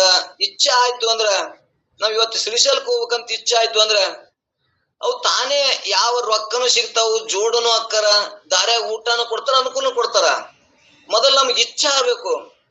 ಹಂಗ ನನಗ ಮೋಕ್ಷದ ಇಚ್ಛೆ ಆಯ್ತು ಅಂದ್ರ ಇವು ಎಲ್ಲವೂ ಕೂಡ ಸಹಜವಾಗಿ ನಮ್ಗೆ ಪ್ರಾಪ್ತ ಆಕ್ಕವು. ಮುಖ್ಯ ಏನಾಗಬೇಕು, ನಮ್ಗೆ ಮೋಕ್ಷದ ಇಚ್ಛೆ ಅಂದ್ರೆ ಈ ಭೋಗದ ಬಯಕೆಗಳನ್ನ ನಷ್ಟ ಆಗಿ ಮೋಕ್ಷದ ಇಚ್ಛೆ ಆಯ್ತು ಅಂದ್ರ ಇವೆಲ್ಲ ಸಾಮಗ್ರಿಗಳು ಪರಮಾತ್ಮ ಒದಗಿಸಿ ಕೊಡ್ತಾನ ಅನ್ನುವಂಥದ್ದನ್ನ ಇಲ್ಲಿ ಹೇಳುವ ಉದ್ದೇಶದ. ಗುರು ಧ್ಯಾನ ಮಾಡಬೇಕು ಅಂತ ಹೇಳ್ತೀರಿ ನೀವು, ಮತ್ತೆ ಶಂಕ ಮಾಡ್ತಾನೆ. ಏನ್ ಹೇಳ್ತಾನ? ಗುರು ಧ್ಯಾನ ಮಾಡ್ಬೇಕು, ಪರಮಾತ್ಮನ ಧ್ಯಾನ ಮಾಡ್ಬೇಕು ಎಂದು ಹೇಳಿದ್ರಿ. ಆದ್ರೆ ಗುರು ಅಂದ್ರ ಯಾರು, ಮತ್ ಪರಮಾತ್ಮನಂದ್ರೆ ಯಾರು? ಮತ್ತು ಜ್ಞಾನವು ನಮಗ ಆದ್ಮೇಲೆ ಹೇಗೆ ಧ್ಯಾನ ಮಾಡಬೇಕು? ಪರಮಾತ್ಮನ ಜ್ಞಾನವೇ ನಮಗಿಲ್ಲ. ನಮ್ಮ ಮೊದಲೇನಾಗ್ಯದ, ಪರಮಾತ್ಮನ ಜ್ಞಾನವೇ ಇಲ್ಲ. ನೀವೆಲ್ಲ ಹೇಳ್ಕೊತ ಬಂದ್ರಿ, ಗುರು ಧ್ಯಾನ ಮಾಡ್ಬೇಕು, ಪರಮಾತ್ಮನ ಜ್ಞಾನ ಬೇಕು ಅಂತ ಹೇಳಿದಲ್ಲ, ಅವು ನಮ್ಮ ಮೊದಲು ಇಲ್ಲ. ಅಂದ್ಮೇಲೆ ನಾವು ಹೆಂಗ್ ಧ್ಯಾನ ಮಾಡ್ಬೇಕು ಅಂತೇಳಿ ಅಲ್ಲಿ ಶಂಕ ಮಾಡ್ಯಾರ. ಅದಕ್ಕೆ ಇಲ್ಲಿ ಒಂದೇ ನುಡಿ ಒಳಗೆ ಇದನ್ನ ಹೇಳ್ಕೋತ ಹೋಗ್ತಾರ. ಏನ್ ಹೇಳ್ತಾರ ಅಂದ್ರೆ ಇದ್ರ ಬಹಳ ಚಂದ ಹೇಳ್ತಾರ. ಒಂದೇ ನುಡಿ ಒಳಗ, ಹೆಣ್ಣು ಮಕ್ಕಳು ಗೂಡಿ ನಿನ್ನ ಜಾಗ್ರವಿದ್ದು ಕಣ್ಣೆವಿಯ ನಿಕ್ಕ ನಿಂತರೋಳು, ಕನಸಾಗಿ ಫಲ ಉಣ್ಣದ ಕೃತಿಗಳನ್ನು ತಾನೇ ತಳೆದೊಳಿದು ತಿನ್ನುತ್ತೀಯ ನಿದ್ರೆಯಲ್ಲಿ, ಎಣ್ಣೆ ಬತ್ತಿಗಳ ತರಸೊಡರಂತೆ ಕೆಟ್ಟಿತು ಹಣ್ಣಿನ ಕೊಂಡೈದಾನೆ ಮೊದಲಿನಂತೆ ಬಾಳ್ವೆಗೆ, ಬಣ್ಣಗೆಯ ಬಹು ಕೆಲಸವನ್ನು ನಿಜವೆಂಬಂತೆ ಬಣ್ಣಿಸಲ ಕದರಿದಂದು ಅನ್ನುವಂಥದ್ದನ್ನು ಒಂದೇ ನುಡಿ ಒಳಗ ಬಹಳ ಚಂದ ಹೇಳ್ಕೊತ ಬಂದಾರ. ಇಲ್ಲಿ ಇದು ಏನ್ ಹೇಳ್ಯಾರ ಅಂದ್ರೆ ಸ್ವಲ್ಪ ನಾವು ಅರ್ಥ ಮಾಡ್ಕೊಳ್ಳಂದ್ರೆ, ಈ ಹೆಣ್ಣು ಮಕ್ಕಳ ಗುಡಿ ಅಂದ್ರೆ ಇಲ್ಲಿ ಜ್ಞಾನ ಶಕ್ತಿ ಮತ್ತು ಕರ್ಮೇಂದ್ರಿಯು, ಇವು ಮನಸ್ಸ, ಇಚ್ಛಾಶಕ್ತಿ, ಇವು ಮೂರು ಕೂಡಿಲಿ ಕಾರ್ಯ ಹೆಂಗ್ ಮಾಡ್ತಾವ ಅನ್ನುವಂಥದ್ದನ್ನ ಅವ್ರು ರಾಮಾರೂಢರು ಬಹಳ ಚಂದ ನಮ್ಗ ಅವ್ರ ದಾಟಿಯೊಳಗೆ ತಿಳ್ಕೊಳಮ್ಮ ಬಹಳ ಚಂದ ಬರ್ದಾರ. ಬಹಳ ಅನುಕೂಲ ಆಕ್ಕ ನಮಗ. ಇಲ್ಲಿ ಮೂರು ಅವಸ್ಥೆಯನ್ನು ಸತ್ಯವೆಂದು ವರ್ಣಿಸಲಿಕ್ಕೆ ಆಶ್ಚರ್ಯವಾಗುತ್ತವೆ. ನಮಗೇನ್ ಹೇಳ್ಯಾರ? ಮೂರು ಅವಸ್ಥೆಗಳದಾವ. ಮೂರು ಅವಸ್ಥೆಗಳು ಯಾವುವು? ಜಾಗ್ರ, ಸ್ವಪ್ನ ಮತ್ತು ಸುಷುಪ್ತಿ. ನಮ್ಗೆಲ್ಲರಿಗೂ ಅನುಭವ ಅದ. ಈ ಅನುಭವ ಕೊಟ್ರೆ ನಮ್ಗೆ ತಿಳಿತದ ಅನ್ನುವಂಥದ್ದನ್ನ ತಿಳ್ಸಕ ಮೂರು ಅಂದರೆ ಇಲ್ಲಿ ಅಂದರೆ ಇವು ಮಿಥ್ಯಾ ಸ್ವರೂಪವಾಗಿರ್ತದೆ ಎಂಬ ಭಾವ. ಇವು ಏನಾಗ್ಯಾವು? ಮೂರು ಮಿಥ್ಯ ಆಗ್ಯಾವು. ಜಾಗ್ರ, ಸ್ವಪ್ನ ಮತ್ತು ಸುಷುಪ್ತಿ. ಯಾಕೆ ಮಿಥ್ಯ ಆಗ್ಯಾವ ಅಂದ್ರ, ಜಾಗೃತದಲ್ಲಿ ಜಾಗೃತ ಸತ್ಯವಾಗಿ ಕಂಡರು ಜಾಗೃತದೊಳಗ ನಮ್ಗೆ ಜಾಗೃತ ಸತ್ಯ ಕಾಣ್ತದ. ಮತ್ತ ಇನ್ನೊಂದು ಜಾಗೃತದೊಳಗ ಇದು ನಾವೆಲ್ಲರೂ ಜಾಗೃತದೊಳಗದೇವಿ. ನಮ್ಗೆ ಹೊರ ಜಾಗೃತ ಜ್ಞಾನ ಅದ, ಒಳ ಜಾಗೃತ ಜ್ಞಾನ ಇಲ್ಲ. ಹೊರ ಜಾಗೃತ ಬೇರೆ, ನಮ್ಗೆ ಒಳ ಜಾಗೃತಿ ಆಯ್ತು ಅಂದ್ರೆ ಈ ಸತ್ಸಂಗ ಕೇಳೋದ್ರಲಿಂದ ಎಲ್ಲರಿಗೇನದ ಜಾಗೃತಿ ಅದ. ಅವ್ರು ವ್ಯವಹಾರ ಮಾಡ್ತಾರ, ಅವ್ರು ಶಾಸ್ತ್ರ ಮಾಡ್ತಾರ, ಎಲ್ಲಾ ಮಾಡ್ತಾರ. ಆದ್ರೆ ಅವ್ರಿಗೆ ಒಳ ಜಾಗೃತಿ ಅದನು ಅಂದ್ರ, ಒಳ ಜಾಗೃತಿ ನಮ್ಗೆ ಬತ್ತು ಅಂದ್ರ ಅವಾಗ ಏನಾಕ್ಕದ? ಜ್ಞಾನದ ಪರಿಪೂರ್ಣತೆ ಗುರ್ತಾಕ್ಕದ. ಇರ್ಲಿಕ್ಕಂದ್ರ ನಾವು ಅವ್ರಂಗಿದೇವಿ, ನಾವು ನಮ್ಗತಿ ಅದಾರ, ಅವರು ನಾವು ಒಂದೇ ಇದೇವಿ ಅನ್ನುವಂತ ಲೌಕಿಕದೊಳಗನೆ ನಮ್ಮನ್ನ ಹೋಲಿಸ್ತಾರ. ಆದ್ರೆ ಒಳ ಜಾಗೃತಿ ಆದವ ಹೆಂಗಿರ್ತಾನಂದ್ರ ಇಲ್ಲಿ ಮುಂದೆ ಬಹಳ ಚಂದ ಹೇಳ್ಕೊತ ಹೋಗ್ತಾರ ಅವ್ರು. ಇದು ಜಾಗ್ರ ಸತ್ಯವಾಗಿ ಕಂಡರೂ ಸ್ವಪ್ನದಲ್ಲಿ ಅದು ಇಲ್ಲ, ಸ್ವಪ್ನದಲ್ಲಿ ಸ್ವಪ್ನ ಸತ್ಯವಾಗಿ ಕಂಡು ಬಂದರೂ ಸುಸುಪ್ತಿಯಲ್ಲಿ ಅದು ಇಲ್ಲ. ಸುಸುಪ್ತಿಯಲ್ಲಿದ್ದ ಆನಂದ ಎದ್ದ ಕೂಡಲೇ ಇರುವುದಿಲ್ಲ. ಮತ್ತು ಇವು ನಿನ್ನಿಂದ ಅರಿಸಿಕೊಳ್ಳುತ್ತವೆ, ನೀನು ಅವುಗಳನ್ನು ಅರಿವಂತವನಾಗಿರ್ತಿ. ಇವು ದೃಶ್ಯಗಳಾಗಿರ್ತೇವೆ ಅನ್ನುವಂಥದ್ದನ್ನ ಇಲ್ಲಿ ನಮ್ ನರಸಪ್ಪಣ್ಣ ದಿನ ಹೇಳ್ತಾರ. ಜಾಗ್ರ, ಸ್ವಪ್ನ, ಸುಷುಪ್ತಿ ಯಾರಿಗೆ ತಿಳಿಯಾಕ ಬರ್ತದ, ಯಾರಿಗ ಅರ್ಥ ಆಕ್ಕದಂದ್ರ ಈ ಜಾಗ್ರತನು ನಾನು ಅರಿತೀನಿ ಅಂದ್ರೆ ಈ ಜಾಗ್ರತನು ನಾನಲ್ಲ. ಈ ಸ್ವಪ್ನವನ್ನು ನಾನು ಅರಿತೀನಿ. ನಾನು ಹೆಂಗ ಅರಿತೀನಿ ಅನ್ನುವಂಥದ್ದನ್ನ ಮುಂದೆ ಅವ್ರು ಬಹಳ ಚಂದ ಹೇಳ್ತಾರೆ. ಅಲ್ಲೇ ಕೇಳ್ಕೊಳ್ಳೋಣ. ಅವಾಗ ನಾ ಸ್ವಪ್ನ ಅವಸ್ಥೆಯನ್ನ ನಾನೇ ತಯಾರು ಮಾಡ್ಕೊಂಡು ಬರೀ 90 ಸೆಕೆಂಡ್ದಾಗ 100 ವರ್ಷ ಬಾಳ್ವೆಯನ್ನು ನಾ ಕಾಣ್ತೇನೆ. ಅಂದ್ರ ಜಾಗ್ರತೆಯನ್ನ ಅರಿತೀನಿ, ಸ್ವಪ್ನವಾದ ವ್ಯವಹಾರಗಳನ್ನು ನಾನು ಅರಿತೀನಿ. ಅಲ್ಲಿ ಸ್ವಪ್ನದೊಳಗ ನಾನು ಅಂದ್ರ ಆತ್ಮ ಸ್ವಪ್ನಕ್ಕೆ ಹೆಂಗದನವ ಸಾಕ್ಷಿ ಅದಾನಲ್ಲಿ. ಆ ಸ್ವಪ್ನ ವ್ಯವಹಾರಗಳನ್ನ ಅಲ್ಲಿ ಹೆಂಗ ಅರಿತಾನ ಅನ್ನುವಂಥದ್ದು ನಮ್ ಎಲ್ಲರಿಗೂ ಅನುಭವ ಅದ. ನಾವು ಮನ್ಯಾಗೆ ಮಕ್ಕೊಂಡಿರ್ತೀವಿ, ಮನ್ಯಾಗ ಮಕ್ಕೊಂಡು ಕೌದಿ ಹಚ್ಕೊಂಡು ಬಾಗಲ ಹಾಕೊಂಡು ಮಕ್ಕೊಂಡಿವಿ. ಆದ್ರೂ ಅಲ್ಲಿ ಏನಾಗ್ಯದಪ್ಪ ಅಂದ್ರ ನಾನು ಅಲ್ಲಿ ವ್ಯವಹಾರ ಮಾಡೀನಿ. ಹೆಂಗ್ ವ್ಯವಹಾರ ಮಾಡೀನಿ? ಅಲ್ಲಿ ಸೂರ್ಯ ಚಂದ್ರನು ಹುಟ್ಸಿನಿ, ಲೈಟ್ ಬೆಳಕನ್ನು ತಗೊಂಡಿನಿ, ಎಲ್ಲಾ ತಗೊಂಡು ಬಾಯಿ ಹೊಡಿತೀನಿ, ಎಲ್ಲಾ ನೀರು ಉಣಿಸ್ತೀನಿ. ಎಲ್ಲಾ ಮಾಡ್ಬೇಕಂದ್ರ ಅಲ್ಲಿ ನಾ ಮಾಡ್ತೇನೆ, ಅಲ್ಲಿ ಅನುಭವಿಸೀನಿ. ಸುಖ ದುಃಖಗಳು ಸ್ವಪ್ನದಾಗ ಎಲ್ಲರೂ ಅನುಭವಿಸಿವಿ. ಆದರೆ ಅಲ್ಲಿ ಬೆಳಕಿಲ್ಲ, ನಾರ ಮನೆ ಮಕ್ಕೊಂಡಿನಿ. ಅಲ್ಲಿ ಬೆಳಕು ಎಲ್ಲಿಂದ ಬತ್ತು? ಯಾರು ಬೆಳಕದು ಅಂತ ವಿಚಾರ ಮಾಡಿದ್ರ ನಾನು ಅಲ್ಲಿ ಆತ್ಮ ಸಾಕ್ಷಿ ಸ್ವಯಂ ಪ್ರಕಾಶ ನಾನದೀನಿ. ನನ್ನ ಪ್ರಕಾಶದೊಳಗ ಅಲ್ಲಿ ಕಾರ್ಯ ಮಾಡ್ತದ. ಅದು ಅಲ್ಲಿ ಒಂದು ಜೀವ ತಾನೇ ಸೃಷ್ಟಿ ಮಾಡ್ತದ. ಹೆಂಗ ಸೃಷ್ಟಿ ಮಾಡ್ತದಂದ್ರ ನಾವೊಂದ್ ಯಾವುದೇ ಒಂದು ಬೆಳಿ ಬೆಳಿಬೇಕಾದ್ರ 5-6 ತಿಂಗಳು ಬೇಕು ಒಂದು ಪೀಕ್ ಮಾಡಿದೇವ ಅಂದ್ರ. ಆದ್ರ ಅಲ್ಲಿ ಒಂದು ಕ್ಷಣದೊಳಗ ಬಾಯಿನೂ ಹೊಡಿತಾನ, ಒಂದು ಕ್ಷಣದೊಳಗ ಏನ್ ಮಾಡ್ತಾನ, ಪೀಕ್ ಬಿತ್ತಿ ಬೆಳೆದು ರಾಶಿನೂ ಮಾಡ್ತಾನ. ಅಂದ್ರ ಅಲ್ಲಿ ಯಾರು ಇದನ್ನ ಮಾಡಿದ್ರಪ್ಪ ಅಂದ್ರಲ್ಲಿ ಆ ಮನಸ್ಸು ಸಂಕಲ್ಪ ವಿಕಲ್ಪ ಕಾರ್ಯವನ್ನ ಮಾಡುವುದು ನೋಡಿ, ಆ ಮನಸ್ಸ ಕಾರ್ಯವನ್ನ ನೋಡಿ ಇವ ಏನದನ ಆತ್ಮನ ಸಾಕ್ಷಿ ಒಳಗೆ ಇವೆಲ್ಲವೂ ಕಾರ್ಯವನ್ನ ಮಾಡ್ತಾವಂದ್ರ ಅವು ಎಲ್ಲವನ್ನು ನಾನು ಅರಿತೀನಿ, ಅರ್ಥ ನಾ ಹೇಳ್ತೀನಿ. ಅಂದ್ರೆ ಅಲ್ಲಿ ನಾನು ಆತ್ಮ ಹೆಂಗದೀನಿ, ಅರುಸ್ವರೂಪನೇ ಅದೀನಿ, ಸ್ವಯಂ ಪ್ರಕಾಶ ಅದೀನಿ. ನನ್ನ ಪ್ರಕಾಶದಾಗ ಅರಿಯುವುದರಿಂದ ನಾ ಹೇಳ್ತೇನೆ. ಅಲ್ಲರೆ ನಾನು ಮಕ್ಕೊಂಡಿನಿ, ಕತ್ಲದ, ಎಲ್ಲವನ್ನ ಅಲ್ಲಿ ಏನೂ ಇಲ್ಲ. ಆದ್ರೆ ಅಲ್ಲಿ ಪ್ರಕಾಶ ಎಲ್ಲಿ ಬತ್ತು? ಆ ಕನಸನ್ನು ಯಾರು ಹೇಳಿದ್ರು ಅಂದ್ರ ನಾನು ಅರಿವುಳ್ಳವದೀನಿ ಎನ್ನುವಂತ ಗುರ್ತಾಲಿ ಜಾಗ್ರನೂ ಅರಿತೀನಿ, ಸ್ವಪ್ನವನ್ನು ಅರಿತೀನಿ, ಮತ್ತು ಸುಷುಪ್ತಿ ಕಾರ್ಯಗಳನ್ನು ನಾನು ಅರಿಯುವುದರಿಂದ ನಾನು ಇದಕ್ಕ 3 ಅವಸ್ಥೆಗಳಿಗೆ ಹೊರತಾಗಿದ್ದೀನಿ. ಇವು ಅರುಸುತ್ತಾವಂದ್ರ ಇವು ದೃಶ್ಯ. ಅದು ನಾನು ಅರಿತೀನಿ ಅಂತಂದ ನನ್ ದೃಕ್ಕ ಅದೆ. ನಾನ್ ನೋಡವನು, ಇವು ನೋಡಿಸುವಳು. ಅಲ್ಲಿ ಜ್ಞಾತೃ ಜ್ಞಾನ ಜ್ಞೇಯ ಅಂತ ಮುಂದೆ ತ್ರಿಪುಟಿ ಹೇಳ್ತಾರ. ಇಲ್ಲಿ ನಾನು ಅರಿಯುವುದರಿಂದ ಇವು ಮಿಥ್ಯ ಅದಾವ ಅನ್ನುವಂಥದ್ದು ನಮ್ಗೆ ಗುರ್ತಾಯ್ತು ಅಂದ್ರ ಈ ಶಾಸ್ತ್ರ ನಮ್ಗೆ ಏನಾಗ್ಯದ, ಒಳ ಜಾಗೃತ ಆಗ್ಯದ ಅನ್ನುವಂಥದ್ದನ್ನ ಇಲ್ಲಿ ಅರಿವೋಕ್ ಬರ್ತದ. ಇಲ್ಲಿ ಈ ದೃಶ್ಯಗಳು ಇರುತ್ತವೆ, ನೀನು ದೃಷ್ಟಾರೂಪನಿರುತ್ತಿ. ಆದ್ದರಿಂದ ಇವೆಲ್ಲವೂ ಅಸತ್ಯ ಆಗ್ಯದ. ಇದಕ್ಕೆಲ್ಲ ಸತ್ಯವಾದಂತ ನೀನೊಬ್ಬನೇ ಸತ್ಯ ಸ್ವರೂಪನಿರುತ್ತಿ ಎಂಬ ಬೋಧ ಮಾಡತಕ್ಕವನು ಯಾವನು ಮಾಡ್ತಾನ ಅವನೇ ಗುರು. ಅದಕ್ಕೆ ಗುರುವನ್ನ ಭಜಿಸಬೇಕು, ಗುರುವನ್ನ ನೆನೆಸಬೇಕು. ಬೆಳಗ್ಗೆ ಎದ್ದು ಪ್ರಾತಃ ಕಾಲದಾಗ ಗುರು ಸ್ಮರಣೆ ಮಾಡಬೇಕು ಅನ್ನುವಂಥದ್ದನ್ನ ಇಲ್ಲಿ ಹೇಳುವ ಉದ್ದೇಶ ಅವ್ರದ್ದು ಏನೈತಿ. ಇದನ್ನ ಯಾರು 3 ಬೇರ್ಪಡಿಸಿ ಜಾಗೃತ ವ್ಯವಹಾರಗಳನ್ನ ನೇತ್ರಸ್ಥಾನದಾಗ ಈ ವಿಶ್ವವನ್ನ ಅರಿಯುವುದು ಯಾರು ಹೇಳ್ತಾರ? ಗುರು ತಿಳಿಸ್ಕೊಡ್ತಾನ. ನೋಡಪ್ಪ, ನೀರ ಜೀವ ಒಂದೇ ಜೀವ. ಆ ಜೀವ ಎಲ್ಲಿ ಬರ್ತದ? ಜಾಗೃತ ಅವಸ್ಥೆದ ನೇತ್ರಸ್ಥಾನದಾಗ ಈ ವಿಶ್ವ ಕಾರ್ಯವನ್ನು ಮಾಡ ಮುಂದ ನೀ ನೇತ್ರಸ್ಥಾನದಾಗ ಇರ್ತಿ. ಅದೇ ಸ್ವಪ್ನ ಅವಸ್ಥೆ ಇರೋದಾಗ ಕಂಠಸ್ಥಾನದಾಗ ಇರ್ತಿ. ಆ ಕಂಠಸ್ಥಾನದಾಗ ಹೆಂಗಿರ್ತದ ಅಂದ್ರೆ ನಮ್ಗೆಲ್ಲರಿಗೂ ಹೇಳಿವಿ, ಸುಷುಮ್ನ ನಾಡಿ ಎಂಬ ನಾಡಿ ಎಷ್ಟು ಸೂಕ್ಷ್ಮ ಇರ್ತದಂದ್ರ ಕೇಳ್ಯಾರ. ಒಂದು ಕೂದಲೊಳಗೆ ಉದ್ದ ಸೀಳಿದ್ರೆ 100 ಭಾಗ ಮಾಡಿದ್ರೆ ಎಷ್ಟು ಸೂಕ್ಷ್ಮ ಆಗ್ತದ, ಅಷ್ಟು ಸೂಕ್ಷ್ಮ ಕಂಠಸ್ಥಾನದಾಗಿದ್ದ ನೇತ್ರಸ್ಥಾನದಾಗಿದ್ದ ಜೀವ ಕಂಠಸ್ಥಾನದಾಗ ಹಾಯ್ದು ಅವ ಎಲ್ಲಿ ಹೋಗ್ತಾನಂದ್ರ ಹೃದಯ ಸ್ಥಾನಕ್ಕೆ ಹೋಗ್ತಾನ. ಹೃದಯ ಸ್ಥಾನಕ್ಕೆ ಹೋಗ್ಬೇಕಾದ್ರ ಅಷ್ಟು ಸೂಕ್ಷ್ಮವಾದ ನರದೊಳಗ ನಾಡಿ ಒಳಗ ಅವ ಹಾಯ್ದು ಹೋಗ್ತಾನಂದ್ರ ಆ ಪರಮಾತ್ಮ ಅಂದ್ರೇನ ಆತ್ಮ ಎಷ್ಟು ಸೂಕ್ಷ್ಮ ಇರಬೇಕು ಅಂತ ಅದನ್ನ ತಿಳಿಸಿಕೊಡ್ತಾನ ಗುರು. ಜಾಗೃತ ವ್ಯವಹಾರಗಳನ್ನ, ಸ್ವಪ್ನ ವ್ಯವಹಾರಗಳನ್ನ, ಸುಷುಪ್ತಿ ವ್ಯವಹಾರಗಳನ್ನ ನೀನು ಸಾಕ್ಷಿ ಇದ್ದು ಅರಿಯುವುದನ್ನ ಯಾರು ತಿಳಿಸಿಕೊಡ್ತಾರ? ಗುರು ತಿಳಿಸಿಕೊಡ್ತಾನ. ಅಂದ್ರ ಪರಮಾತ್ಮ ಎಷ್ಟು ಸೂಕ್ಷ್ಮವಾಗಿ ಅದಾನ ಅನ್ನುವಂಥದ್ದನ್ನ ತಿಳ್ಸಕ ಗುರುವಿನ ಪಾತ್ರ ಬಹಳ ಮಹತ್ವ ಅದ. ಅದಕ್ಕೆ ಗುರುವಿನ ನೆನಿಬೇಕು ಅನ್ನುವಂಥದ್ದನ್ನ ಇಲ್ಲಿ ಹೇಳುವಂತ ಉದ್ದೇಶದ. ಇಲ್ಲಿ ನೀನೊಬ್ಬನೇ ಸತ್ಯನಿರುತ್ತೆ ಎಂದು ಬೋಧ ಮಾಡತಕ್ಕವನೇ ಯಾವನು ಅವನೇ ಗುರು. ಅಂತ ಗುರುಮೂರ್ತಿಯನ್ನು ಧ್ಯಾನಿಸ್ತಕ್ಕದ್ದು ನಿಜಗುಣರು ಕೂಡ ಪರಮಾನುಭೂತಿಗಳಿಗೂ ಕೂಡ ಇದು ಸತ್ಯಾನುಭವ, ಇದು ಮಿಥ್ಯಾನುಭವ ಎನ್ನ ಬೋಧಿಪವನೇ ಸದ್ಗುರು ಹಕ್ಕು ಅನ್ನುವಂಥದ್ದನ್ನ ನಾವು ಪರಮಾನುಭೂತಿ ಕೇಳ್ಕೊತ ಬಂದೇವೆ. ಇದು ಯಾವುದು ಒಂದೇ ದೇಹದೊಳಗ ಸತ್ಯನೂ ಅದ ಅಸತ್ಯನೂ ಅದ. ಇದು ನಮ್ಗೆ ಸತ್ಯಾನುಭವ ಜ್ಞಾನ, ಆತ್ಮನ ಜ್ಞಾನ ಮಾಡಿಕೊಟ್ಟಾರ ಅಲ್ಲಿ ಪರಮಾನುಭೂತಿಗಳ. ನಮ್ಗೆ ಸತ್ಯಾನುಭವದ ಜ್ಞಾನ ಆಗ್ಯದ. ಮತ್ತಿದು ಮಿಥ್ಯ ಶರೀರಾದಿ ಅವರುಗಳೇನದಾವು ಮಿಥ್ಯ ಅದ. ಮಿಥ್ಯಾದ ಅನುಭವಗಳನ್ನ ನಮ್ಗೆ ಬೇರ್ಪಡಿಸುವುದಂದು ಯಾರಿಗೆ ಬರ್ತದ? ವಿವೇಕ ಉಳ್ಳವರಿಗೆ. ವಿವೇಕ ಉಳ್ಳದಾಗ ಆತ್ಮ ಯಾವುದು ಅನಾತ್ಮ ಯಾವುದು ಬೇರ್ಪಡಿಸಿ ತಿಳಿಯುವುದಕ್ಕ ವಿವೇಕ ಅಂತ ತಿಳ್ಕೊ ಬಂದಾರ. ವಿವೇಕದಿಂದ ನಮಗ್ ಸತ್ಯಾನುಭವನೂ ಗುರ್ತಕ್ಕದ, ಮಿಥ್ಯಾ ಅನುಭವದು ಕೂಡ ಅನುಭವಕ್ಕೆ ಬರ್ತದ. ಅದನ್ನ ಪರಮಾನುಭೂತಿಗಳು ಕೂಡ ನಮಗೆಲ್ಲರಿಗೆ ಗಟ್ಟಿ ಮಾಡ್ಕೊಂಡ್ ಬಂದಾರ ಅನ್ನುವಂಥದ್ದನ್ನ ಹೇಳವ್ರದಾರ.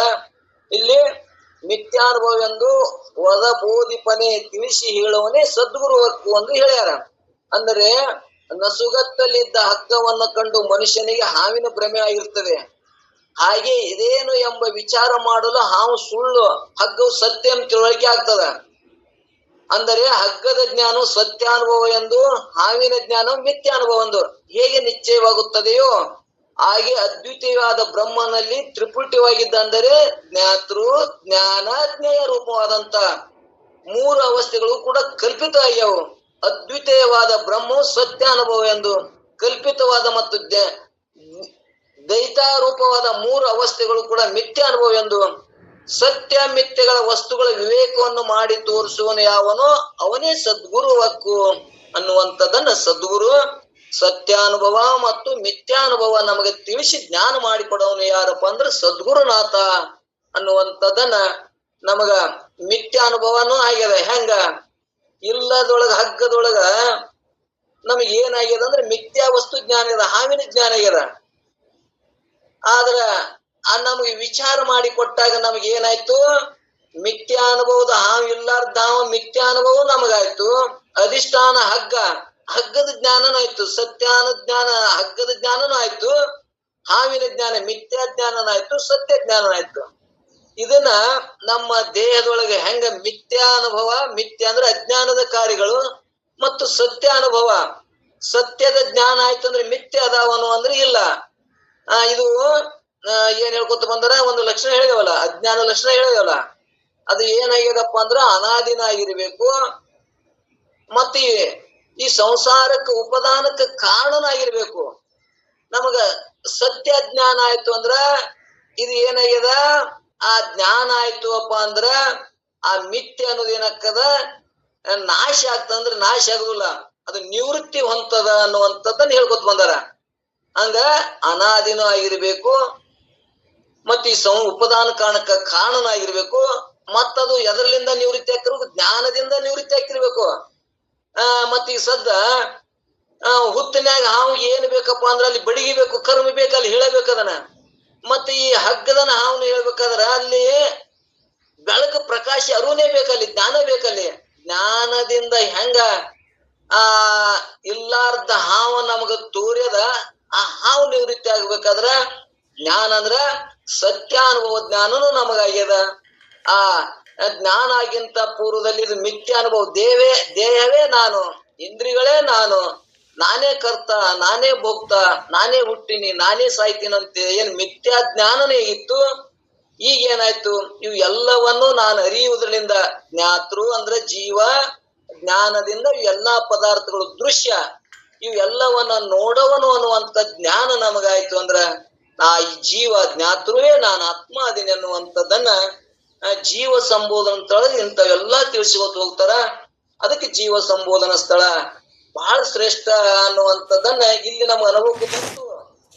ನಮ್ಮ ಬದುಕನೇ ಬದಲಾವಣೆ ಆಗ್ತದ. ಮುಂದೆ ನೀತಿವಂತರಾಗಿ ಬದುಕ್ತೇವೆ. ನಾವು ಎಲ್ಲರೂ ಹೇಳ್ತೇವೆ, ಶಾಸ್ತ್ರ ಹೇಳ್ತೇವೆ, ನಮಗ ಆ ನಿಜ ಸುಖದೊಳಗೆ ಇರಾಕ್ ಒಲ್ಲೆ ಆಗ್ಯದ. ಯಾಕೆ? ನೀತಿವಂತನಾಗಿ ಬದುಕಾಕ್ ನಮ್ಗೆ ಒಲ್ಲೆ ಆಗ್ಯದ. ಆತ್ಮಸ್ಥಿತಿ ಒಳಗೆ ಇರಾಕ್ ನನಗ್ ಒಲ್ಲೆ ಆಗ್ಯದಪ್ಪ. ಯಾಕಂದ್ರ ನನಗಿದು ನಿಶ್ಚಯ, ಇಲ್ಲಿ ನಮ್ಗೆ ಅಪರೋಕ್ಷ ದೃಢ ಜ್ಞಾನ ಇಲ್ಲ. ಇದು ಮಿಥ್ಯ ಆದಂತೆ ಮಿಥ್ಯದ ನಿಶ್ಚಯ ಜ್ಞಾನ ಇಲ್ಲ. ಎಲ್ಲರೂ ಹೇಳಿ ಮಿಥ್ಯ ಅಂತ ಹೇಳ್ತೀವಿ, ಮಿಥ್ಯದ ನಿಶ್ಚಯಿಸುವ ಜ್ಞಾನ ಇಲ್ಲ.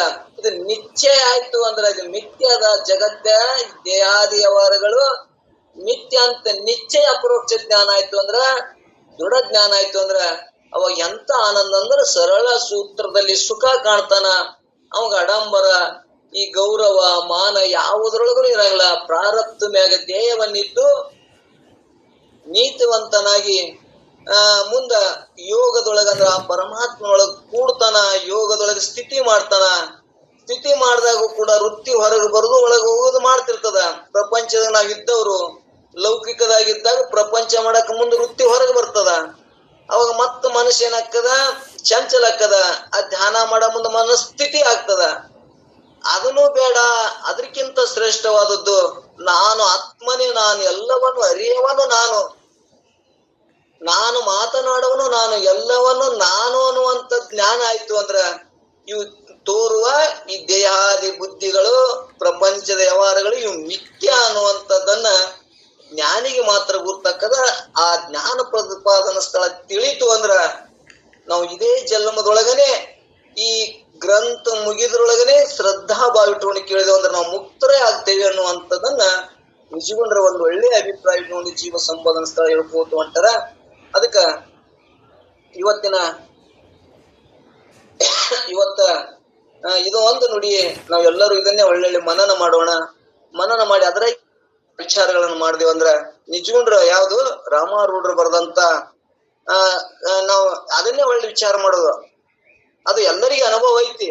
ಆದ್ರೆ ಅದನ್ನೇ ಅದ್ರೊಳಗೆ ನಾವು ಚರ್ಚೆ ಮಾಡ್ಕೋತಿದ್ದೇವಂದ್ರ ಮತ್ತಿಷ್ಟು ನಮ್ಗೆಲ್ಲರಿಗೂ ನಿಶ್ಚಯ ಆಗ್ತದ, ಅನುಭವ ಆಗ್ತದ ಅನ್ನುವಂಥದ್ದನ್ನ ತಮ್ಮೆಲ್ಲರಲ್ಲಿ ಕೇಳ್ಕೊಂಡು ನಾವ್ ಏನ್ ಮಾತಾಡಿವಿ ಇದನ್ನೇ ಇನ್ನೊಂದ್ ಸ್ವಲ್ಪ ಎಲ್ಲೆಲ್ಲ ಮರ್ಲಕ್ ಹಾಕೋದು, ಮನನ ಮಾಡೋದು. ಇವತ್ತ ಚಿದಾಭಾಸ ಲಕ್ಷಣ ಹೇಳಿದ್ವಿ, ಅಜ್ಞಾನ ಲಕ್ಷಣನೂ ಬತ್ತು. ಇವು ಎಲ್ಲವನ್ನ ಮತ್ತ ಅಧಿಷ್ಠಾನ ಜ್ಞಾನ, ಹಗ್ಗದ ಜ್ಞಾನನೂ ಗುರ್ತಾಯ್ತು. ಇವು ಎಲ್ಲವನ್ನ ಸ್ವಲ್ಪ ನಾವು ಮಲಕ್ ಹಾಕದೇವಂದ್ರ ನಮ್ಗೆ ಎಲ್ಲಿ ಮರು ಆಗ್ಯದ, ಮತ್ತು ಅಧ್ಯಾಸ ಹೆಂಗಾಗ್ಯದ, ಎಲ್ಲಿ ದೋಷ ಅದ ಅನ್ನುವಂಥದನ್ನ ಸದ್ಗುರುನಾಥ ವಿವೇಕನು ಹೇಳ್ಕೊತ ಬಂದ್ರು. ವಿವೇಕ ಅಂದ್ರೆ ಏನು ಅಂದ್ರ ಆತ್ಮ ಅನಾತ್ಮ ಬೇರ್ಪಡಿಸಿ ತಿಳಿದಕ್ಕೆ ವಿವೇಕ ಅನ್ನುವಂಥದ್ದನ್ನು ಗುರ್ತಾಯ್ತು. ಅದಕ್ಕೂ ಒಂದು ವಿವೇಕಕ್ಕೂ ಒಂದು ದೃಷ್ಟಾಂತ ಕೊಡುದು. ನಾವೆಲ್ಲರೂ ನಮಗೆ ತಿಳಿಲಿ ಅನ್ನುವಂಥದ್ದ ವಿವೇಕ ಅಂದ್ರೆ ಏನು ಅಂತ ಬಂದಾಗ ಬೇರ್ಪಡಿಸಿ ತಿಳಿಯುದು. ಇವತ್ತ ನಾವು ಕತ್ತಿ ಸಾಕಷ್ಟು ಹೇಳ್ಕೊತ ಬಂದೇವೆ. ಇವತ್ತ ಮನ್ಯಾಗ ಕಾಯಿ ಪಲ್ಯ ತಂದಿರ್ತಾರೆ ಹೆಣ್ಮಕ್ಳು, ಒಂದ್ ಚೀಲ ಹಾಕೊಂಡು ಎಲ್ಲಾ ಕೂಡಿಸಿ ತಂದಿರ್ತೇವೆ. ಅದನ್ನ ವಿವೇಕ ಇದ್ದವ್ರು ಏನ್ ಮಾಡ್ತಾರಪ್ಪ ಅಂದ್ರ ಬದ್ದಿನಕಾಯಿ ಒತ್ತಾಯ್ಟಿ, ಚೌಳಿಕಾಯಿ ಒತ್ತಾಯ್ಟಿ, ಬೆಂಡಿಕಾಯಿ ಬೇರ್ಪಡಿಸಿತಾರ. ವಿವೇಕ ಇರ್ಲಿಕ್ಕಪ್ಪ ಓಸು ಕೂಡ್ಸಿ ಹಾಕ್ತಾರ. ಕೂಡ್ಸಿ ಒಂದ್ ಚೀಲ ಮತ್ತ ಒಂದು ಡೆಬ್ಬ್ಯಾಗ ಹಾಕಿರ್ತಾರ. ಅಂದ್ರ ಅವ್ ಹೆಂಗ ನಮ್ಗ ಅವು ಯಾವದವನು ತಿಳಿಯುವುದಿಲ್ಲ. ಹಂಗೆ ವಿವೇಕ ಇದ್ದವ್ರು ಬೇರ್ಪಡಿಸಿ ಹೆಂಗ ತಿಳಿತೇವೆ, ಬೇರ್ಪಡಿಸಿದಾಗ ಹೆಂಗ ನಮ್ಗ ಅನುಕೂಲ ಆಗ್ತದ. ಹಂಗಿಲ್ಲಿ ಆತ್ಮನ ವ್ಯವಹಾರಗಳು ಅದಾವು, ಅನಾತ್ಮದ ವ್ಯವಹಾರಗಳು ಅದಾವು. ಬೇರ್ಪಡಿಸಿ ತಿಳಿಯಾಕ ಗುರ್ತಾಯ್ತು ಅಂದ್ರ ಇವ್ರು ವಿವೇಕ ಉಳ್ಳವರು ಅನ್ನುವಂಥದ್ದನ್ನ ಇಲ್ಲಿ ಹೇಳುವಂತ ತಾತ್ಪರ್ಯದ.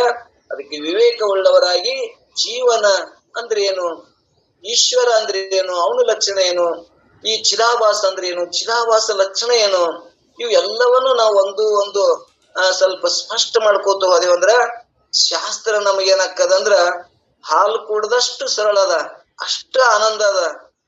ಆದ್ರ ಅದನ್ನ ತಿಳಿಲಾರ್ದೆ ನಾವು ತಿಳಿದಂತೇಳಿ ಏನೋ ಎಲ್ಲೆಲ್ಲೋ ಏನೇನೋ ಮಾಡ್ಕೋತ ಹೋದೇವಂದ್ರ ಕೌಶಲ್ಯ ಬೆಳೀತದ, ಜನ ಗೌರವ ಕೊಡ್ತಾರ, ಬಹಳ ಶ್ರೇಷ್ಠ ಅಂತಾರ. ಮತ್ತು ನಮ್ಗ ಅದ್ರಲ್ಲಿಂದ ದಾನ ಧರ್ಮಗಳನ್ನು ಮಾಡಬಹುದು. ನಮ್ ವಿವೇಕ ಅನ್ನೋದು ಜಜ್ಮೆಂಟ್ ಆಗ್ಲಿಲ್ಲ ಅಂದ್ರ ದಾನ ಧರ್ಮ ಮಾಡಿ ಸ್ವರ್ಗಕ್ಕೂ ಹೋಗ್ಬೋದು, ಗೌರವನು ಪಡಿಬಹುದು. ಆದ್ರ ಒಟ್ಟಾರೆ ಏನದ ಮೋಕ್ಷ ಅನ್ನೋದಿಲ್ಲ, ಮುಕ್ತಿ ಅನ್ನೋದಿಲ್ಲ ಅನ್ನುವಂಥದ್ದನ್ನ ನಿಶ್ಚಯ ಮಾಡ್ಕೊಂಡೇವಂದ್ರ ಅದರೊಳಗೆ ನನ್ನೊಳಗ ನಾನು ತಿಳ್ಕೊಂಡು ನಾನು ಆತ್ಮನೇ ಇದೀನಿ ಅನ್ನೋದಂಥದ್ದು ನಮ್ಮ ಅನುಭವಕ್ಕೆ ಬರ್ಬೇಕು. ಅಂದ್ರೆ ಈ ತೋರುವ ನಾಮರೂಪಾತ್ಮಕ ಜಗತ್ತು ಮಿಥ್ಯದ, ಅಸ್ಥಿ ಭಾತಿ ಪ್ರಿಯ ನಾನು ಸತ್ಯ ಇದೀನಿ, ಈ ನಾಮರೂಪಗಳು ಮಿಥ್ಯ ಅನ್ನುವಂಥದ್ದನ್ನ ನಮ್ಗೆ ಅಪರೋಕ್ಷ ಜ್ಞಾನ ಆಯ್ತು ಅಂದ್ರ ನಾವು ಬಹಳ ಧನ್ಯರು. ಮತ್ತ ಇನ್ನ ಹೇಳಿದ್ರಲ್ಲ, ನಾವು ಮನುಷ್ಯತ್ವನು ಪಡೆದವರು ಮತ್ತು ಮೋಕ್ಷದ ಇಚ್ಛೆನೂ ಉಳ್ಳವರು. ಮತ್ತು ನಮ್ಗೆಲ್ಲರ ಸದ್ಗುರು ನಾವೆಲ್ಲರ ಸಂಘ ಎಂತ ಇದೇ ಸಂಘ, ಮತ್ತೊಂದು ಬ್ಯಾರೆ ಅನ್ನೋದಲ್ಲ. ನಮ್ಗೆ ಇಂಥ ಸಂಘನು ಸಿಕ್ಕದ, ಅದಕ್ಕೆ ನಾವು ಧನ್ಯರು, ಪುಣ್ಯವಂತರು. ಮತ್ತ ನಮಗ ಶಾಸ್ತ್ರ ಕೇಳಕ ಮೊಬೈಲ್ ಆಗ್ಲಿ, ಸಮಯ ಆಗ್ಲಿ, ಮನ್ಯಾಗ ಯಾರ್ದು ಅನಾನುಕೂಲ ಅಡ್ಡಿ ಇಲ್ಲ. ಇವೆಲ್ಲವನ್ನು ಒದಗ್ಯದಂದ್ರ ನಮ್ಗೆ ಈಶ್ವರನ ಕೃಪಾ ಆಗ್ಯದ. ಶಾಸ್ತ್ರ ತಿಳಿಯಾಕತ್ತದಂದ್ರ ಅಂತಃಕರಣೂ ಕೃಪಾ ಆಗ್ಯದ. ಮತ್ ಇನ್ನೊಂದು ಯಾವ್ದಪ್ಪ ಅಂದ್ರ ಈಶ್ವರ ಕೃಪಾ, ಗುರು ಕೃಪಾ, ಅಂತಃಕರಣ ಕೃಪಾನು ನಮಗ ವೇದ ಆಗ್ಯದ, ಕೃಪಾನು ಆಗ್ಯದ ಅನ್ನುವಂಥದ್ದನ್ನ ನಾವೆಲ್ಲರೂ ಗಟ್ಟಿ ಮಾಡ್ಕೊಳ್ಳೋ ನಮ್ಮ ಶಾಸ್ತ್ರಕ್ಕೆ ಬಂದವ್ರಿಗೆ. ಅದಕ್ಕೆ ನಮ್ಗೆ ಇವೆಲ್ಲ ಕೃಪಾ ಅದಂದ್ರ ಇದನ್ನ ಲಾಭ ತಕ್ಕೊಳ್ಳೋಣ ಅನ್ನುವಂಥದ್ದನ್ನ ಎರಡು ಮಾತುಗಳು ಏನು ಹೆಚ್ಚು ಕಮ್ಮಿ ಆಗ್ತಾವ ಹೇಳುದ್ರಾಗ, ಹಿಂದ ಮುಂದಾಗ್ತಾವ, ಹೆಚ್ಚು ಕಮ್ಮಿ ಆಕ್ಕವ್, ದೋಷ ಆಕ್ಕವ್. ತಾವೆಲ್ಲರೂ ನನ್ನನ್ನು ಕ್ಷಮಿಸ್ತೀರಿ ಅಂತೇಳಿ ನಾನು ಮಾತಾಡ್ತೀನಿ. ನಾನು ಒಂದೆರಡು ಮಾತುಗಳನ್ನ